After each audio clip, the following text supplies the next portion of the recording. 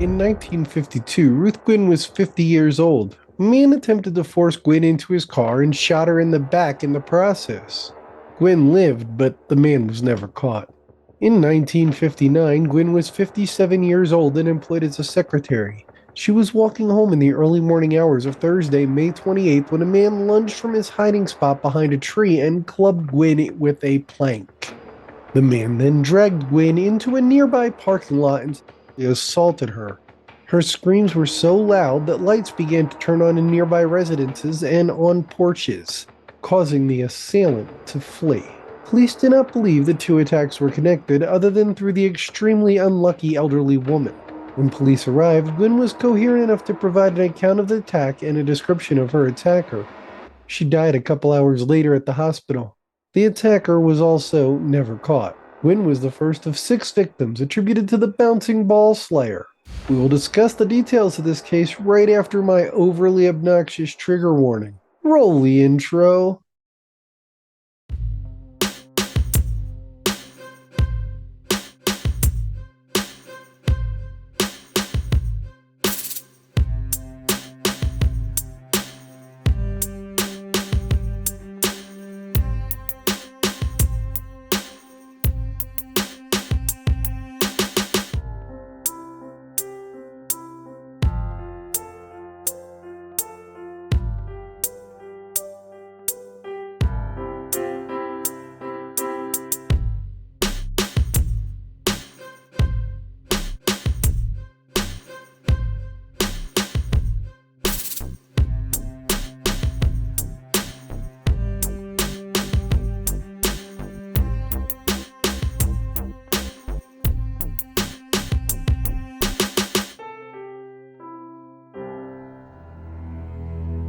The next victim came in January of 1960, the 29th to be exact. The 73-year-old Amanda E Rockafellow was out of her house running errands in the early morning or late evening of the night before, when she apparently encountered the bouncing ball slayer.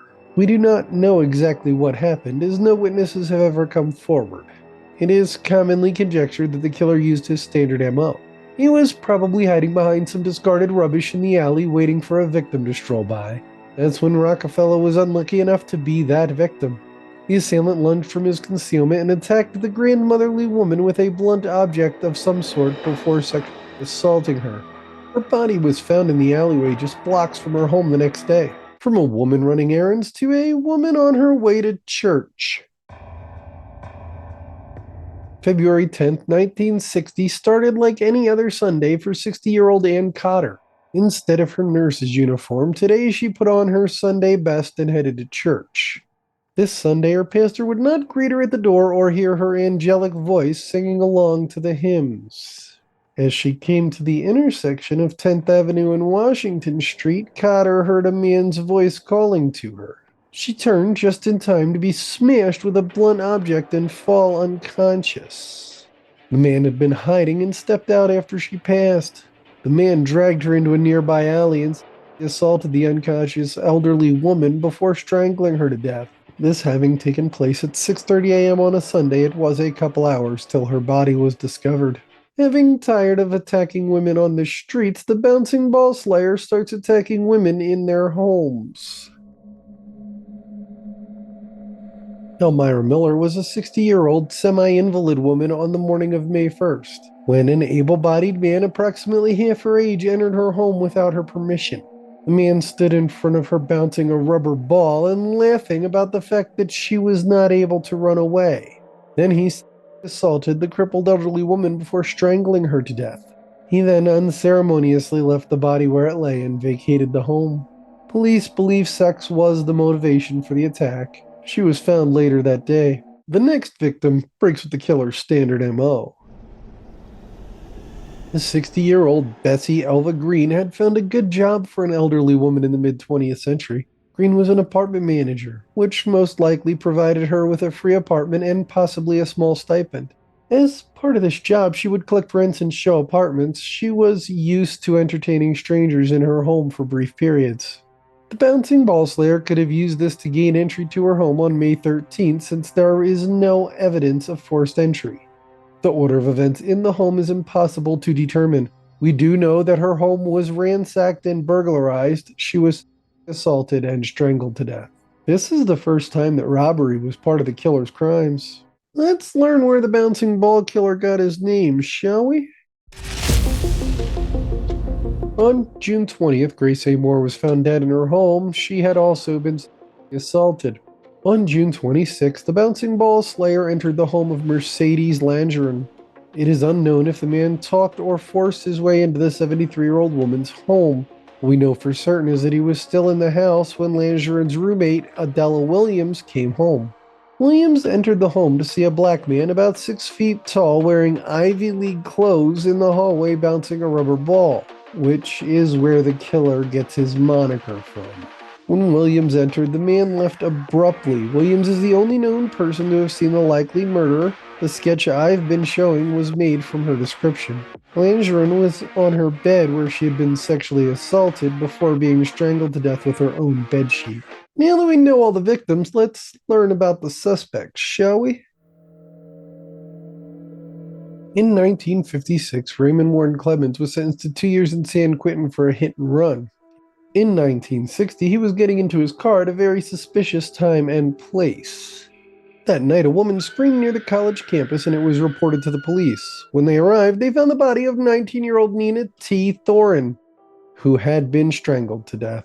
Clemens stated that he offered Thorin a ride. Thorin inquired, "Are you the bouncing ball slayer?" Clemens responded, "Sure, I'm the bouncing ball slayer. Look in the glove compartment, the ball is in there."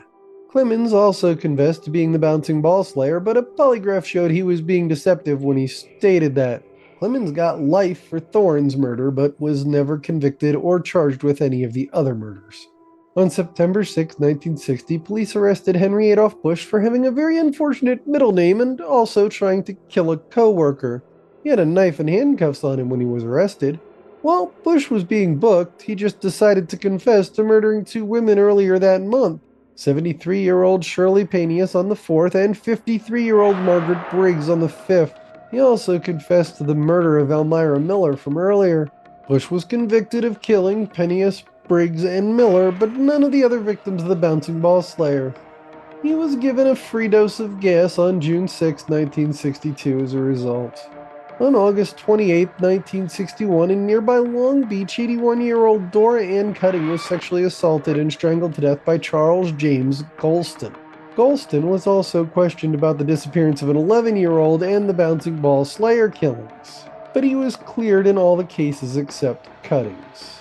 He was sentenced to death, but after 2 stays of execution, the California Supreme Court found the death penalty unconstitutional and Golston's sentence was commuted to life without, just like Charlie Manson. I cannot find information indicating if he is still alive or not. Let's wrap this video up, shall we? It takes a special type of sicko to attack the defenseless, and chief among those are the elderly and children.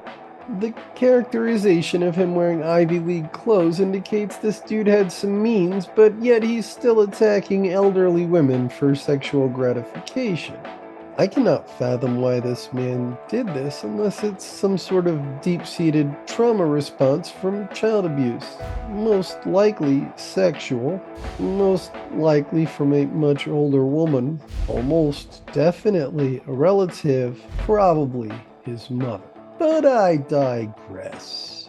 The carelessness of the crime shows that it is impulsive and possibly uncontrollable.